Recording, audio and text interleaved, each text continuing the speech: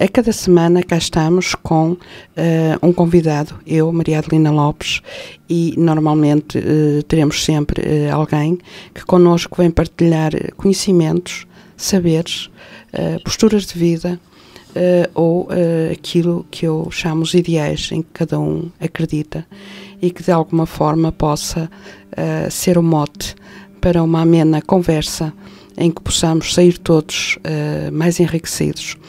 O nosso convidado de hoje é o Dr. Paulo Vieira de Castro, professor, consultor de empresas, escritor, e ele próprio com certeza que poderá fazer uma apresentação mais alargada das suas atividades.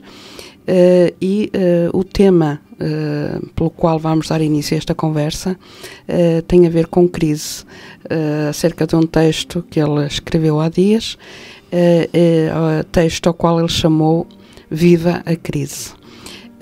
Então eu passaria a palavra ao Paulo para nos falar um bocadinho deste texto que escreveu, que com certeza que é representativo também da sua postura de vida nos últimos tempos.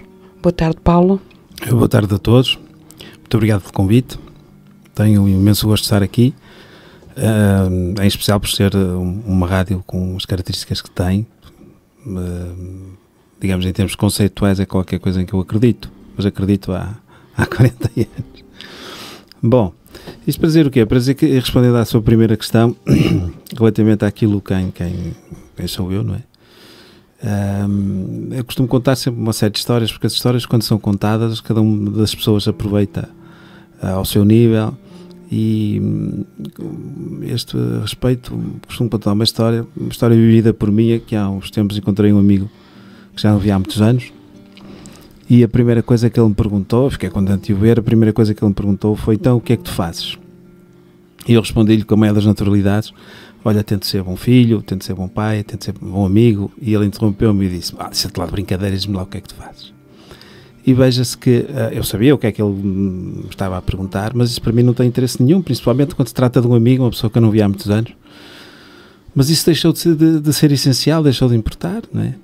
Deixou de ser importante as pessoas serem boas amigas, serem bons pais, serem bons filhos e por aí fora.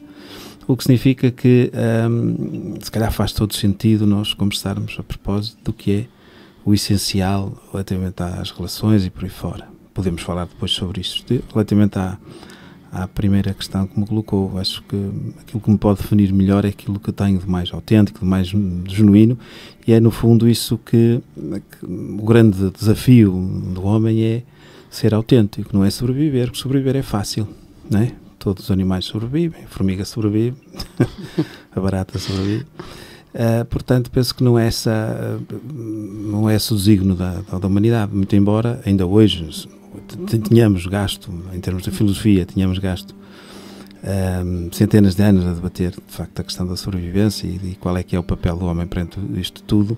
Eu acho que no essencial é cumprirmos, de facto, esta ideia de sermos genuínos, sermos autênticos. Eu penso que é extremamente complicado, em especial no momento presente, e a nossa crise é uma crise exatamente que tem a ver com isso, que é a falta de autenticidade. Nós andamos todos, ou pretendemos viver durante dezenas de anos uma vida que não era nossa, e enredamos nisso mesmo. Portanto, a nossa crise é uma crise de valores, é uma crise de entendimento do qual é o próprio papel do homem no mundo, e está muito relacionado com aquilo que é externo ao ser humano, esquecendo-nos nós daquilo que é o essencial, que é o interno. E isto reflete-se a todos os níveis, seja ao nível da empresa, seja ao nível da família, seja ao nível de um conjunto de amigos. E nós perdemos um bocado a noção daquilo que é essencial, e por aí nós que acabamos por cair naquilo que chamamos crise. E só vamos sair da crise se formos à origem da questão, que é cada um de nós. Sendo que a transformação é individual. Não há hipótese de ser de outra maneira, muito embora a consciência seja coletiva. E nesse sentido, eu acho que nós temos que refletir, partindo desta premissa, que é possível sair da crise, porque eu acho que é, porque nós é que nos colocamos na crise. A crise foi qualquer coisa que nós próprios criamos, portanto, e nós sabemos perfeitamente, quando se trata de um veneno, o antídoto tem de passar também por aí. ou seja, nós no próprio medicamento geralmente inserimos parte do veneno, ou uma parte do veneno. Portanto, nós temos que trabalhar todas estas componentes partindo de nós próprios, fazendo as escolhas que são corretas, porque a crise surgiu de escolhas incorretas de cada um de nós. A culpa não foi dos bancos, não é? A culpa foi minha, que eu não quis ler as letras pequeninas, porque elas estavam lá. Mas, de facto, a facilidade com que vimos o mundo nessa altura tem de passar muito por uma nova consciência. E essa nova consciência tem a ver com o que é recentrar-nos naquilo que era essencial da filosofia do próprio homem, há uns milhares de anos atrás, que era entendermos qual é o papel de cada um de nós na sociedade, ou seja, voltarmos a ser cidadãos, abandonando aquele lugar confortável que era o de sermos consumidores. E são coisas simples, tem a ver com coisas simples. Portanto, cada um de nós poderá indignar-se mais, cada um de nós poderá participar mais, quer dizer, não é por facto de eu não ir votar que me posso aliar de ser cidadão. Isto, nas questões económicas, reflete-se em atos muito económicos ou financeiros, em atos que têm muito a ver com o que é o exemplo que é dado por aqueles países que não estão em crise, não é? Portanto, eu posso referir, por exemplo, alguns países árabes que se mantêm fiéis à Sharia, fazendo a ponte com aquilo que é o entendimento do que é moral, do que é religioso, do que é viver em sociedade, não separando o que é a sociedade civil do que é a sociedade económica, não é? Porque a economia é uma ciência social e o problema é que nós estamos convencidos que não. Agora, Paulo, explique-nos o que é Sharia, porque é um termo pouco comum. Que não... A Sharia, o que é que significa? Os árabes não têm outra lei que não seja aquela que serve para os negócios, que serve para o dia-a-dia, que serve para as questões de higiene e por aí fora. Portanto, a Sharia traduzindo, é o caminho, digamos assim, para os árabes. Significa o quê? Significa que, de algum modo, nesse conjunto de regras, estão incluídas regras que são comuns à ação do homem. Nós aqui separamos um bocado as coisas, como se fosse possível eu ser um Paulo na empresa e ser um Paulo em casa. Não é possível, não é? Portanto, mas a lei dá a ideia que sim, não é?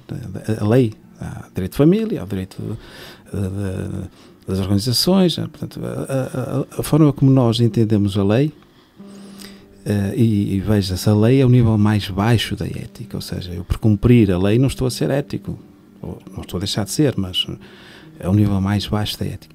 Portanto, o que eu quero dizer? O que eu quero dizer é que a forma como nós entendemos a própria lei faz com que seja possível pensar que é útil haver várias pessoas dependendo do contexto onde nós estamos. Portanto, isto é, digamos, um mau serviço da lei. E então, voltando à questão, nós temos o exemplo das finanças éticas islâmicas, por exemplo, e passa a redundância. Temos também o exemplo da banca ética, temos o exemplo da banca cívica, banca que esteve perfeitamente à margem da crise económica.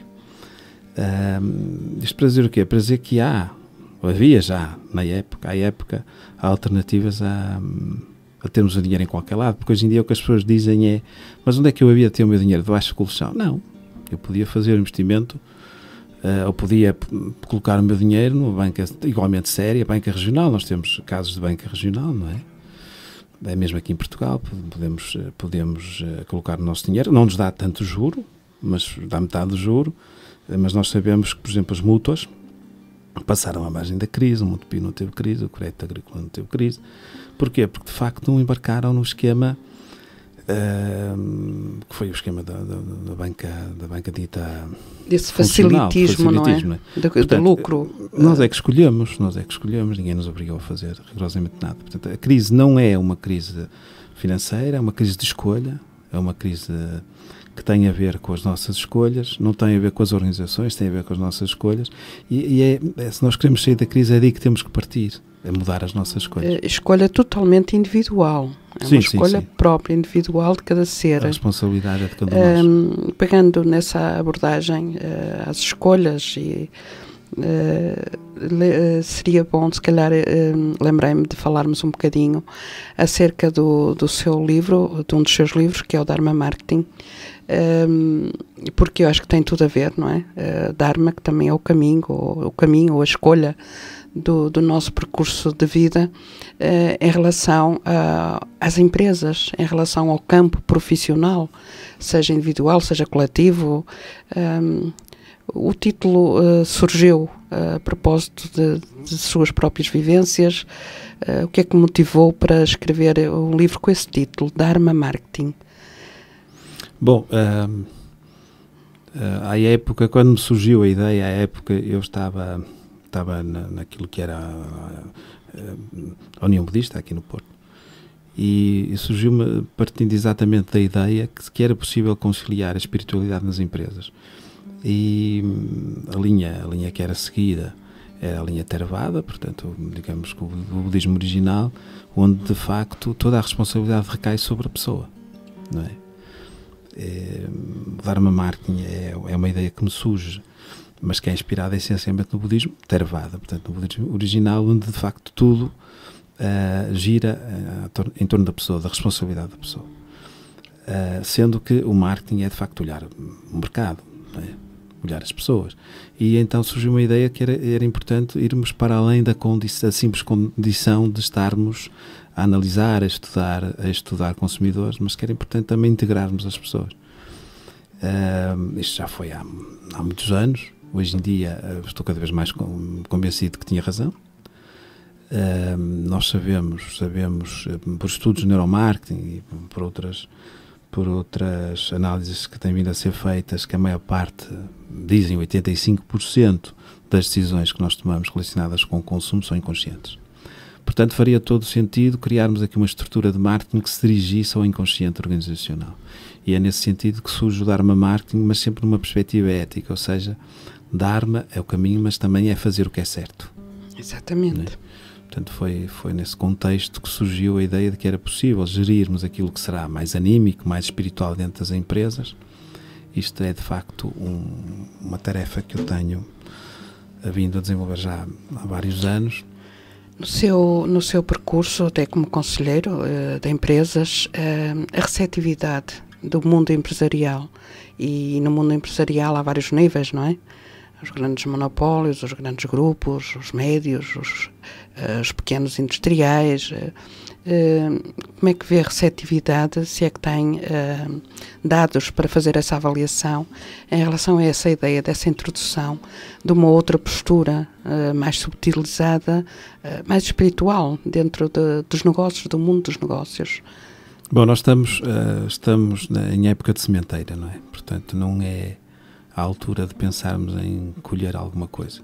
O que eu gostava de dizer é o seguinte: as empresas vieram-se a alterar, porque eu tenho consciência, comecei a trabalhar muito cedo e tenho consciência que os valores das empresas eram coisas sérias. Ou seja, todas as empresas se preocupavam com todos os seus públicos, em especial com o seu público interno, com os seus recursos humanos. O problema surge a partir do momento em que começamos a contratar com base num critério de modernidade que eu considero perfeitamente estafado, que é o da personalidade. Ou seja, o critério da personalidade, enquanto cada vez menos, também devo dizê-lo, mas aquilo que são os quadros superiores das empresas hoje em dia resultam de critérios de seleção baseados na personalidade. E se nós formos à origem da palavra personalidade, nós vamos encontrar, na maior parte das pessoas, se eu perguntar o que é que quer dizer persona, não é? Que é o que nós encontramos na origem da palavra personalidade. Se eu perguntar à maior parte das pessoas o que é que quer dizer persona, o que é que elas me respondem? Persona é pessoa, não é? Mas não é. Não, persona é máscara. Significa o quê? Significa que nós criamos lideranças baseadas numa máscara, é aquela máscara grega, ou seja, não havia muita gente em palco no teatro grego, havia muitas máscaras. Consoante era uma máscara, tinha um pauzinho, não é? Uma máscara, e consoante eu mudava de máscara, eu mudava de personagem. Isso nas empresas trouxe-nos, levou-nos onde nos levou. No fundo, as pessoas estavam nas empresas por uma questão das 9 às 6, não é? Ou seja, eu podia ser uma pessoa na empresa e quando saía tirava o casaco ou deixava lá ficar o casaco, já era outra pessoa, portanto tinha outra máscara. E esse tipo de liderança, ou seja, a liderança que não entende que a grande vantagem é estarmos nas empresas, é estarmos ao serviço, e daí também uma influência muito grande no meu trabalho, que é a influência japonesa por via do Código Samurai, não é? As pessoas desconhecem que Samurai quer dizer servir. E falta essencialmente um conjunto de valores que fazem com que as pessoas se sintam bem por estar nas empresas, não para se servir, mas para servir. Isso é que causou uma grande contrariedade àquilo que hoje em dia são as lideranças, ou foram as lideranças nas empresas portuguesas, que é a questão da contratação. Ou seja, nós não levamos em consideração aquilo que as pessoas eram capazes de fazer para além da empresa. Qual era o valor dessas pessoas para além da empresa? Qual era a sua capacidade de serem solidários dentro e fora da empresa, de serem bons pais? Tal questão que colocava há pouco, de serem bons filhos, de serem bons amigos e por aí fora. Portanto, quando está na empresa podia ser alguém diferente dos outros contextos, e de facto isso matou as empresas. Fez com que de facto nós encontrássemos nas empresas pessoas que não eram felizes. E de estudos que foram feitos relativamente à felicidade nas empresas mais bem-sucedidas, nós dizemos que a maior parte dos CEOs das empresas não são felizes. Podem ser bem-sucedidos profissionalmente, deram a volta à empresa A, B ou C, mas de facto não são felizes.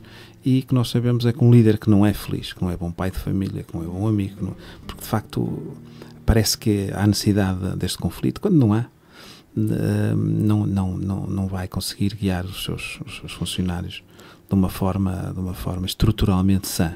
Do mesmo modo que nós sabemos que os países com maior PIB não são os países onde encontramos maior índice de felicidade interna bruta, ou seja, não há aqui um conflito entre o produto interno bruto e a felicidade interna bruta, mas nós sabemos é que não há aqui consistência, ou seja, o país mais feliz não é o país mais rico do ponto de vista económico ou financeiro. Isto para dizer o quê? Respondendo à sua questão para terminar, para dizer que, para além de estarmos numa época de semear, ou seja, eu não penso que seja de esperar grandes mudanças, levando em consideração este tipo de questionamento. Eu tenho para mim que há algumas questões que são essenciais fazer aos líderes e aos empresários, e aquela primeira que eu coloco geralmente às pessoas com que eu tenho esse tipo de confiança, esse tipo de abertura, é se quer, neste caso a pergunta é direta, quer estar certo ou quer estar em paz. O que é mais importante? O fim do mês ou o fim do mundo? Coisas deste tipo, não é? Claro que as pessoas, no contexto de crise, vão responder é mais importante o fim do mês. Mas a questão a seguir é, mas o que é que me serve o fim do mês se não houver mundo, não é? Portanto, o que é importante é entendermos que todas estas pessoas vão ter que mudar a forma de ver o mundo. E eu penso que isso é um trabalho que já está em marcha. Muito embora essas pessoas, ou seja, os grandes líderes nacionais, estão a mudar, mas não têm consciência disso, não é? E será que estão mesmo a mudar? Não, acha que sim? Ou seja, a determinada altura do nosso percurso evolutivo, do nosso percurso como sociedade, como uma civilização que somos, ainda com variantes tão dispares, geográficas e culturais, houve um momento em que o homem se perdeu da sua própria humanidade. Tudo o que era a parte humana ficou em segundo lugar. O que veio de cima foi, e principalmente através da área profissional, e acho que foi isso um bocado que tem estado a dizer, teve supremacia apenas o poder, o ter, em detrimento do ser. E é isso que estamos agora a resgatar, Paulo. Bom, eu acho que é possível vivermos com muito pouco. Muito pouco. Já tive muito, já tive pouco, já tive... eu já estive, no que diz respeito ao ter, já estive em vários níveis. Mas no que diz respeito ao ser, tenho dúvidas. Ou seja, o ter, a mim diz-me muito pouco. Isso tem a ver com o facto de, por exemplo, o que é que eu estou aqui a fazer, não é? Eu não tinha necessidade nenhuma de me expor, não tinha necessidade de escrever aqueles livros, não tinha necessidade de escrever aqueles artigos, não tinha necessidade de fazer aquelas conferências. Portanto, do ponto de vista daquilo que eu ganho, daquilo que pode ser funcional, ou seja, daquilo que pode ser dinheiro, pode ser prestígio, pode ser tudo isso, eu não estou minimamente importado, nem sequer penso nisso, não é? As pessoas que pensam nisso acabam por chegar à conclusão que não deviam pensar nisso, quer dizer, o resultado é exatamente esse, quer dizer, deviam pagar uma casa que não é deles, deviam para pagar um carro que não é deles, e ainda bem que não é, porque ao ritmo com que desvaloriza, teria sido um mau investimento. Portanto, eu penso também, todos nós estamos a mudar por via desta crise, é por isso que eu digo, viva a crise, porque toda a gente começa-se a questionar não são só os empresários, são as pessoas, cada um de nós vai fazendo a transformação, não é? Pelo exemplo. Eu hoje posso não dar o melhor exemplo, mas amanhã se calhar vou dá-lo. E eu penso que estamos a falar de uma revolução em marcha já há alguns anos, mas não temos consciência disso. Porquê? Porque são questões anímicas, são questões do inconsciente, são questões espirituais, psicossomáticas, chame-lhe o que se entenda, mas tem muito pouco a ver com o consciente. Enquanto aquilo que nos levou à crise teve essencialmente a ver com aquilo que podemos considerar do inconsciente, do consciente, peço desculpa, da questão da lógica, não é? Então porque é que é de estar a pagar uma renda se eu posso ter uma casa para mim? Devo ter. Mas as pessoas acabaram por chegar à conclusão daquilo que era evidente, é que não muda nada a casa ser minha, nada, absolutamente nada. Acordo no outro dia, a mesma pessoa. A questão aqui é, de onde é que nós partimos? Quando eu pergunto às pessoas, quando eu peço a alguém para me descrever a sua casa, por norma as pessoas começam por dizer, é um T3, é um T2, é um T1, na entrada tenho um hall, depois tenho uma sala. Isso não é a minha casa. A minha casa, tenho que partir todos os dias, é de mim próprio. E as pessoas esqueceram-se desse exercício. Mas as dificuldades que estamos a passar, todos nós, vão-nos obrigar a pensar de outra forma e vão-nos centrar naquilo que é essencial, que é o desenvolvimento interno de cada um de nós. Quer dizer, e só isso, isso é qualquer coisa que só nós conseguimos operacionalizar. Não é? Portanto, eu lanço aqui já um aviso. Quando vos quiserem vender a transformação, quando vos quiserem vender a felicidade, isso não é coisa que se compre, não é coisa que se venda. Eu costumo dizer que a felicidade é uma coisa que nos encontra, não é? Portanto, ninguém me a pode vender, ninguém me a pode dar até. Sim. Eu subscrevo, como aliás também é uma das formas de estar que tento, através também daquilo que partilho e da exposição, como dizia o Paulo, que vamos fazendo no dia a dia, muitas vezes também, como falávamos em off lá fora, ao nosso cafezinho, muitas vezes não sabemos o porquê, mas acredito que estas partilhas são muito positivas, principalmente para nós, não é? Ouvirmos-nos e aprendermos também nós com elas. E subscrevo totalmente essa sua opinião. Outro aspecto é que nós estamos numa época, num momento do percurso da humanidade, cósmico, digamos assim, em que está a emergir de novo, é como algo que estava em stand-by, que estava ali parado, um outro lado cerebral, não aquele que tem funcionado com mais intensidade até à data. Aliás, há filosofias e ideias e pensamentos que nos dizem que as crianças que nascem atualmente, que vão nascendo, e já jovens, que tem muito a ver com as chamadas crianças índigo, as crianças cristal, e que estas crianças diferentes, com diferenças acentuadas em relação aos adultos, têm muito a ver com a predominância do lado cerebral mais espiritualizado, mais consciencial, e não aquele que se liga tanto à forma e ao objeto, não é? Não tanto do ter, mas sim ao do ser. Também agora há bocadinho falávamos disso, quero falar um pouco mais sobre isso, Paulo. É realmente uma modificação biológica também. O que é que está a fomentar? É o biológico que está a fomentar o espiritual ou o contrário? Bom, eu tenho, desde há alguns anos, desenvolvido estudos na área das neurociências aplicadas ao consumo. E aquilo que de algum modo nós percebemos é que as pessoas bem formatadas têm um hardware e um software, não é? Portanto, aí estou perfeitamente convencido que há pouca margem de manobra, não é? Isto, de algum modo, o que é que as neurociências, ou o mapeamento do cérebro nos veio permitir fazer? Ou seja, quando eu consigo analisar áreas acesas do cérebro perante determinados momentos de consumo, áreas que se apagam, acabamos de confirmar um bocado aquilo que já sabíamos, não é? Portanto, o exemplo mais caricato é o exemplo da senhora que vai às compras, não é? E que precisa de comprar uns sapatos para o casamento e anda 3 semanas a pensar no assunto e a conversar sobre o assunto e a visitar as sapatarias, e depois no dia anterior ao casamento compra os sapatos, chega a casa, olha para o espelho e diz: não era bem isto que eu queria, não é? E o que nós sabemos é que a área da recompensa da mulher não apaga, mantém-se eternamente acesa. Do homem não, chegou no dia anterior, comprou os sapatos, primeiro par de sapatos que lhe apareceu, e está contente, mas de facto o que acontece é que a área de recompensa apagou-se, portanto não existe excitação, portanto a pessoa está tranquila. Nós viemos confirmar aquilo que já era do conhecimento prático, do dia-a-dia, não é? O homem geralmente diz, eu não tenho paciência de ir às compras com a minha mulher, porque ela entra em 50 lojas, nunca mais decide e por aí fora. Este, do ponto de vista sociológico, tem uma leitura, do ponto de vista económico também pode ter uma leitura, mas de facto nós sabemos é que há aqui uma pré-programação. E pronto, conseguimos ir até aí, não é? Mas não conseguimos ir para além disso, não é? O Schopenhauer dizia, o homem pode fazer o que quer, mas não pode querer o que quer. Portanto, pode fazer o que quer, mas não pode querer o que quer. O que significa que há aqui uma limitação e que, de algum modo, é um trâmite para uma outra dimensão, não é? Portanto, agora, o que é que está nessa dimensão, aquilo que nós chamamos inconsciente, de uma forma mais aceitável, não é? Podemos chamar a alma.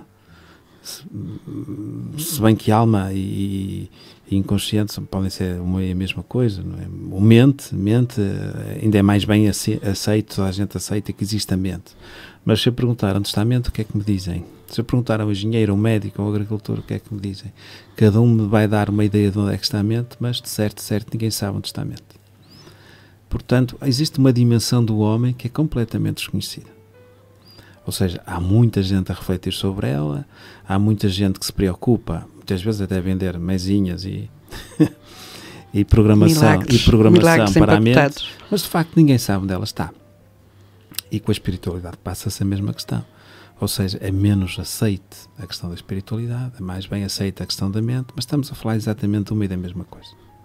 É uma dimensão do ser humano que foi, de algum modo, subvalorizada até há alguns anos atrás, que ainda continua a ser mal entendida e veja-se a dificuldade que a própria psicologia tem em se impor, não é? Porque, de facto, psique é qualquer coisa que ninguém sabe onde está. É exatamente a mesma coisa. Psico estuda ninguém psique, ninguém sabe onde está, portanto, alguém que vai falar de uma coisa que não sabe onde está, o psiquiatra já digamos, funciona com base em qualquer coisa que é mais coerente, ou seja, que são as tensões do cérebro, os nutrientes do cérebro, por aí fora. Portanto, é mais fácil entender o trabalho do psiquiatra, porque está a falar de qualquer coisa que é possível de curar com medicamento. Curar não, é sempre um paliativo, mas atenuar. Portanto, a grande questão neste momento, no que diz respeito ao entendimento da própria, do próprio papel de cada um de nós, seja nas empresas, seja fora das empresas, tem muito a ver com esta assunção do lado não material e do próprio lado espiritual. E nós já estamos, de algum modo, a caminho quando pensamos muito em questões de hedonismo, não é? Nós vemos que as pessoas dão muito valor. Nós vemos, a pessoa vai ao spa, não é? Não sabe entender muito bem o que elas vão fazer. Não é? Mas há um momento ali, provavelmente, se vai pelas melhores razões, há um momento ali onde se faz, há um momento ali onde as pessoas se sentem de algum modo de um outro lado, ou do mesmo lado, mas de outra maneira, não sei exatamente, porque estamos a falar de uma dimensão do homem que não sabemos exatamente o que é. Pode ser o mundo das ideias, pode ser onde estão todas as ideias, pode ser onde estamos todos de facto ligados, whatever. Mas eu penso que estamos todos muito a caminho disso. Qual é que é a grande contrariedade? É que, do ponto de vista do que é o esforço que fazemos, cada vez mais atenuamos o lado mais criativo, o lado mais intuitivo, o lado mais reflexivo, ou seja, eu quando estou ligado à internet ou quando estou a olhar para uma televisão, eu estou encantado, não é? Mas a minha capacidade de reflexão, ou seja, o lado contrário do cérebro está atenuado. Portanto, eu não reflito a propósito das imagens e quando nós transformamos todo o nosso conhecimento ou baseamos todo o nosso conhecimento na imagem, nós estamos a incorrer no risco de atenuar o que é aquilo mais importante, que é sempre que eu recebo informação eu tenho que refletir sobre ela, porque senão é só informação, ou seja, nunca chega a ser o alimento, mas não o analisamos. Mas é inócuo, ou seja, a forma como nós hoje em dia nas escolas, nas universidades, seja onde for, tentamos a forma como nós tentamos difundir o conhecimento é perfeitamente errado. Inclusive existem já várias obras de autores que se opõem liminarmente ao uso do PowerPoint. Nós aqui consideramos que é uma forma genial, toda a gente fica a ganhar, mas não é. Porque estamos unicamente a distrair as pessoas e a atenuar a capacidade de reflexão das pessoas. esta interessante conversa e como sempre acontece às quartas-feiras entre as 14 e as 15 horas, o tempo ganha asas aqui na Rádio Manobras e hoje não foi exceção. E então temos já meia hora de programa, o que significa que vamos para um ligeiríssimo intervalo e vamos depois continuar com o nosso convidado, Paulo Vieira de Castro. Muito boa tarde para os senhores ouvintes que só agora se juntam a nós. Está a decorrer o programa Ponte de Palavras, programa habitual nas tardes de quarta-feira, entre as 14 e as 15 horas. Hoje temos o nosso convidado habitual e que neste caso é Paulo Vieira de Castro, com quem vamos continuar a interessante conversa e partilha de opiniões que tem decorrido desde as 14 horas. Eu se calhar derivava um bocadinho do tema que foi o tema de hoje, que é o Viva a Crise, mas que tem tudo a ver, e falava um bocadinho com o Paulo acerca de um conceito interessantíssimo que ele colocou, que é quem são os heróis dos portugueses hoje em dia, porque ainda que tenhamos estado aqui até este momento a falar da crise a nível mundial, mas nós estamos em Portugal, é o nosso canto, não é? É o nosso meio, é a nossa zona de conforto, e num país onde a crise real ou menos real gera um pessimismo, uma onda de pessimismo, de negativismo, que eu acredito que fomenta ainda um mal-estar muito maior do que se calhar a própria realidade da crise faz. O que é que os heróis, ou aquilo que consideramos hoje os heróis portugueses, têm a ver com isto? Porque eu sei que há uma ligação, já falámos disto um bocadinho e eu achei interessantíssimo esse conceito. Paulo, quem são os heróis dos portugueses? Não, infelizmente qualquer um de nós é capaz de dizer quais são os heróis dos portugueses, não é? Que é o jogador da bola, o artista da telenovela, o participante no reality show, e eu penso que nós não temos heróis, não é? Eu penso, não temos heróis e de facto um país que não tem heróis não merece ter história, não é? Não vale a pena. O que é que temos para contar? Nada. De facto, quando falamos na crise de valores, nós vemos cada vez mais a ausência do herói. O herói não tem que ser reconhecido hoje, não é? Nós demoramos dezenas de anos para reconhecer Aristides Sousa Mendes, mas ele hoje é reconhecido. Mas há muita gente que não sabe quem é, mas fez um filme que vai passar no cinema sobre a vida de Aristides Sousa Mendes. Portanto, ele não foi reconhecido à época, antes pelo contrário, não é? Foi perseguido, ele e a família durante gerações foram perseguidos, não podiam, portanto os familiares diretos de Aristides Sousa Mendes não tinham emprego na função pública. Portanto, o herói de hoje não tem que ser reconhecido hoje. Agora nós temos é que ter heróis e não temos.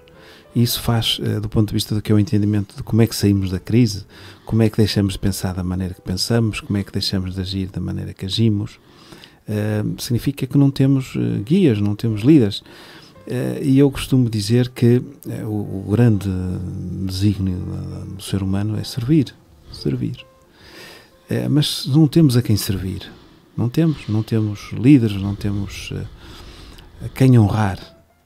Isso faz uma diferença muito grande. Quando nem toda a gente pode ou deve ser líder, mas a ideia de ter alguém a quem honrar, dentro da empresa ou fora dela, seja na família, seja onde for, a ideia de termos alguém a quem seguir, a quem servir, é uma ideia que está afastada da nossa maneira de estar no mundo. Isso faz toda a diferença. Como é que nós saímos da crise se não temos a quem honrar? Se não por uma razão muito boa, muito própria, que não é necessariamente aquela que estamos habituados a recorrer, não é? Que é, o que é que eu ganho com isso? Exatamente. O que é que eu ganho com isso? Que é uma questão que nós ouvimos durante anos e anos e anos colocar e para o qual não tínhamos resposta, porque as pessoas não estavam preparadas para ouvir. E hoje em dia nós todos temos que, mudando de posição, seguir um bocado a ideia que eu defendo há uma série de anos, que é eu tenho trabalhos na área do dar, na filosofia do dar, não é? E as pessoas diziam, mas Dário, o que é que recebes em troca? Quer dizer, não são capazes de entender que, de facto, só aquilo que nós damos é que é nosso. O que não damos, acabamos por ficar sem isso. Quer dizer, basta olharmos para trás, aquilo que de facto para nós é importante, aquilo que nós damos. Essa frase é fantástica, que eu repito-a, porque acho que devemos, é um belíssimo ponto de reflexão, que só o que damos é que é nosso. E ainda sobre essa vertente dos novos heróis, como é que é possível?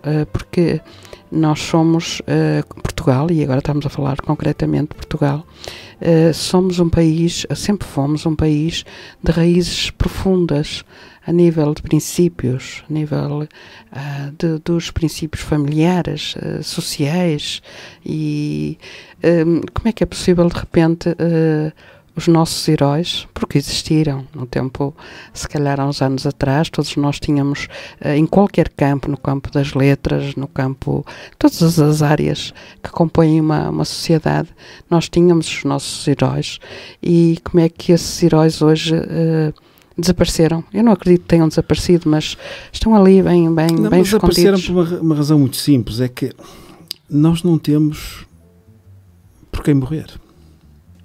Ainda que metaforicamente, não é? Ou seja, por quem é que nós estamos dispostos a morrer? Ninguém morre por um ideal. Ninguém morre por ninguém. E o que nós vemos é que, de facto, muita gente durante anos, centenas, milhares de anos, deu exemplo que nós podemos estar a partir do princípio das regras erradas, não é? Estou a falar, aqui a morrer é metafórico. Mas eu penso que nós partimos de regras erradas. Eu costumo contar sempre, parece que me repito muito, mas de facto eu estou a tentar passar uma ideia e tenho que começar por aquilo que é básico.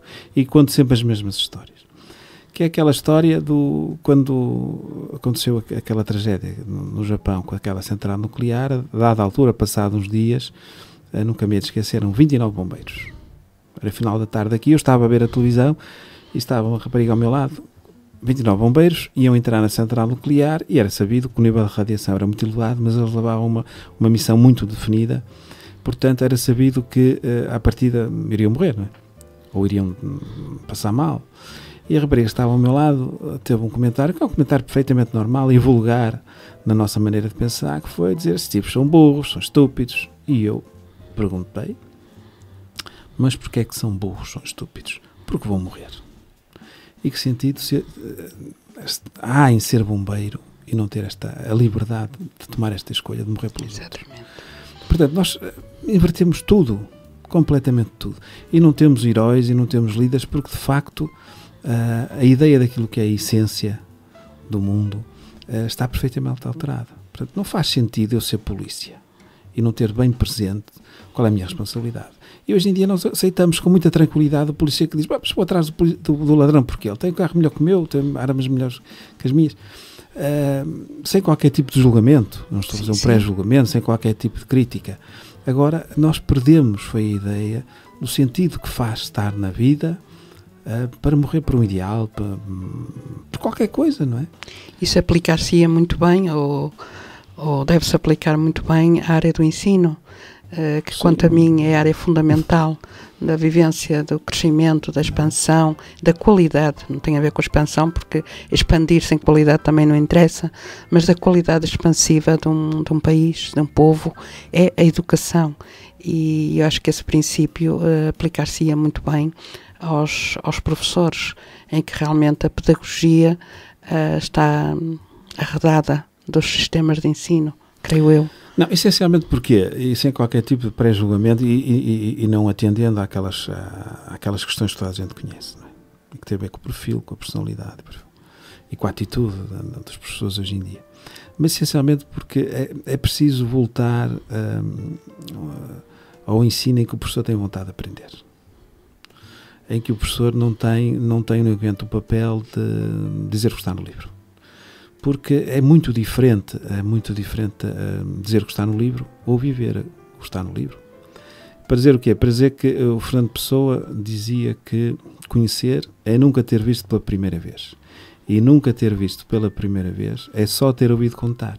E de facto nós temos professores que só ouviram contar. Mas estou a falar independentemente se é da primeira classe, se é do último ano da faculdade. nós estamos a programar professores com base na ideia de que se pode falar daquilo que não se viveu. Não é? Claro que eu não posso viver tudo, mas há um mínimo. Ou seja, eu, para ser um bom professor, seja do que for, tenho que ter uma afinidade com essa matéria. E tenho que estar disposto a viver, até o ponto que posso, até o ponto que me é possível, a viver uma determinada realidade. Portanto, esta diferença entre o conhecer e a sabedoria, que é o passar, o estar disposto a viver. Não quer dizer que eu não sei o que é a morte, nunca vou saber o que é a morte. Claro que não. Mas posso estar próximo dela. Posso estar próximo daqueles que de algum modo convivem com ela todos os dias. De outro modo, eu posso ir buscar a informação e o conhecimento aos livros, posso. Mas isso não é o papel do educador. O papel do educador é nunca se separar do aluno. E para nunca se separar do aluno, ele tem necessariamente que propor uma vivência que seja completa. E de facto isso não acontece. Eu acho que isso é que é a grande dificuldade de ser educador neste momento. É ser capaz, estar na disposição de arriscar e ir para além dos próprios livros.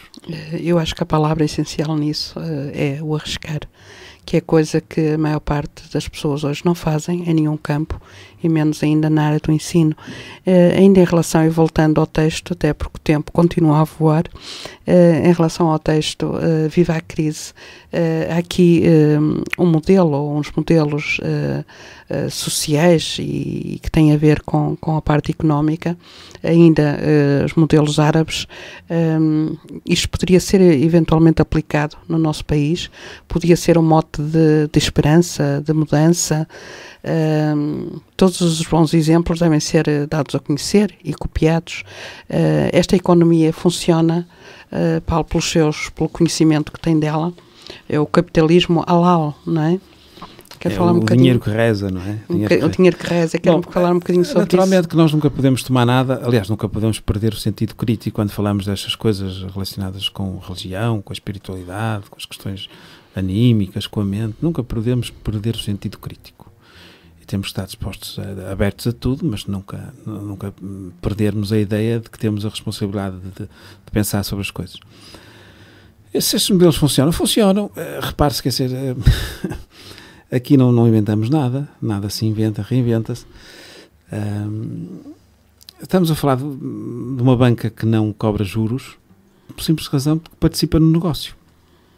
Ou seja, não empresta o dinheiro, não se limita a vender e a comprar expectativa, portanto, não cobra juros porque participa no negócio. E, essencialmente, exige que o dinheiro, todo o negócio seja halal, ou seja, puro, ou seja, não aceita fazer negócios, ou seja, neste caso parcerias, com empresas que não sejam absolutamente isentas de qualquer tipo de risco. E aqui falamos essencialmente de riscos morais, para além porque aqui a moral e a lei para os árabes funciona com base numa mesma leitura. A regra é exatamente a mesma. Aquilo que funciona para a igreja funciona para a empresa, quer dizer, que funciona para a casa de pessoa, funciona seja para onde for. Portanto, já falamos disso há pouco. Portanto, uma banca que não cobra juros porque participa, porque arrisca, mesmo não correndo riscos. É um parceiro ativo. É um parceiro ativo. No próprio negócio. Uma banca que não se limita a receber o seu dinheiro e pô-lo ali, olha, está aqui, vai render, não? Porque, inclusivamente, segundo a própria lei religiosa, o dinheiro não pode fazer dinheiro.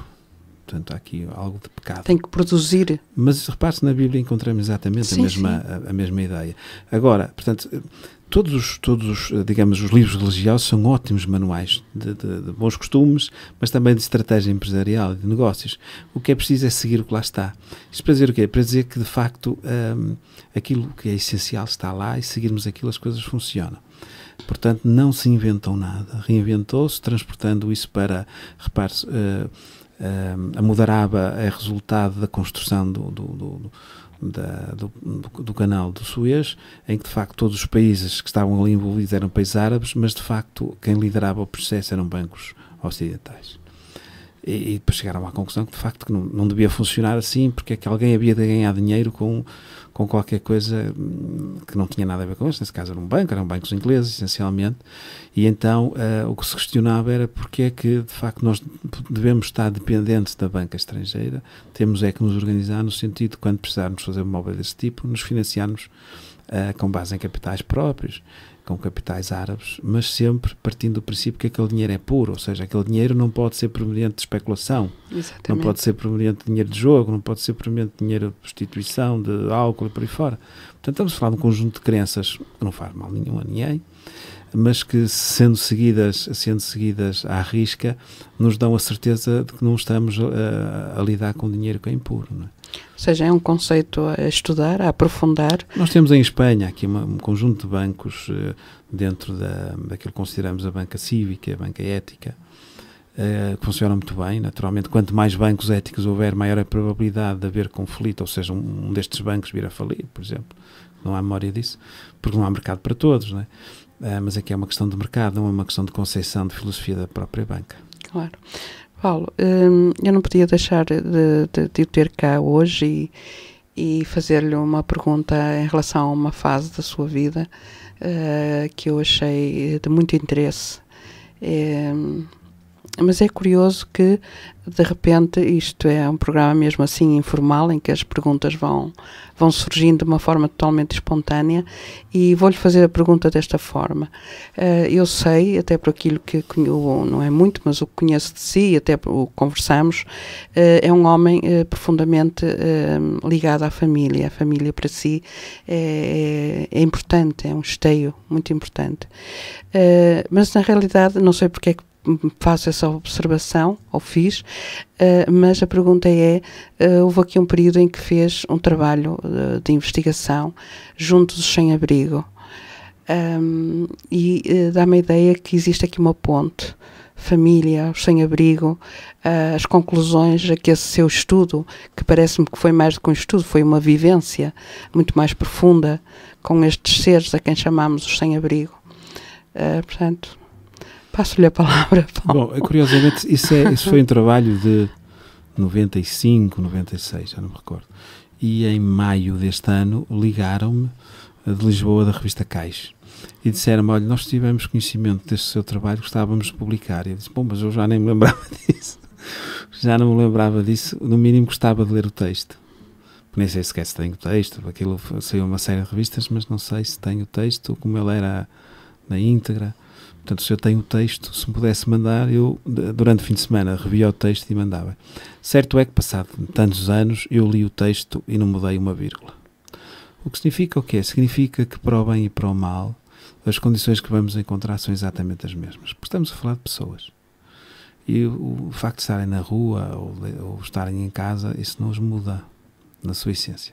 Claro que aqui o desafio foi, à época foi aprender lições de liderança e de gestão com os sem-abrigo. E eu acho que aprendi muita coisa.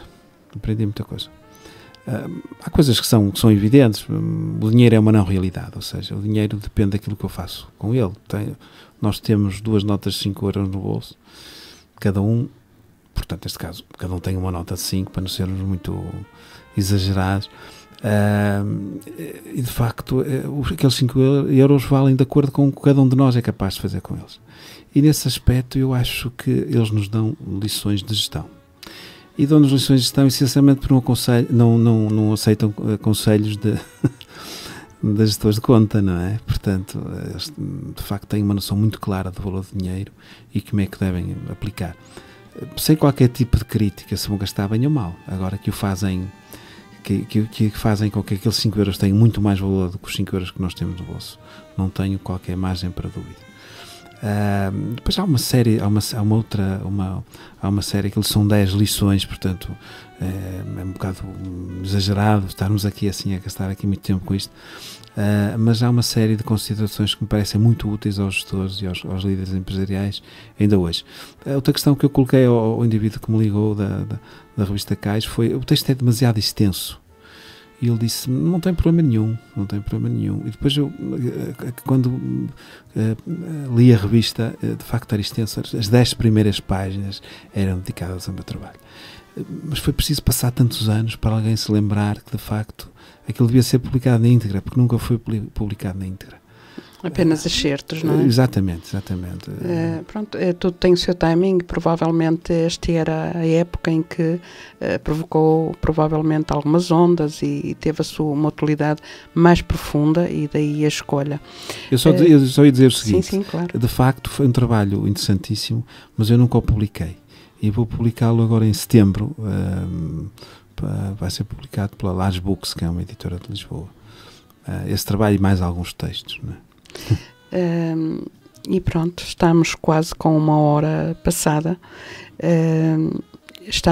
Estamos a terminar mais uma emissão do programa Ponto de Palavras, e eu agora voltava a lembrar, como fazemos em todos os programas, que isto é um programa aberto, tal e qual como esta rádio, a Rádio Manobras, é uma rádio livre, é uma rádio aberta, de que este programa está receptivo aos vossos comentários, aos conselhos, recomendações e até críticas construtivas que nos queiram fazer, sempre e quando queiram, desejem entrar em contacto com algum dos nossos convidados, também o podem fazer.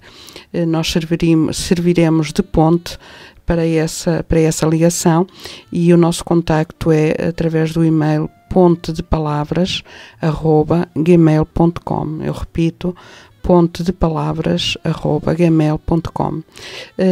Vimos então agradecer a vossa presença de hoje, estarem connosco, estarem a ouvir-nos, a partilhar connosco estes momentos que nos trazem sempre algo de novo, através do conhecimento, dos saberes dos nossos convidados, que vão com certeza enriquecer-nos como um todo. Muito obrigada, boa tarde. Obrigado.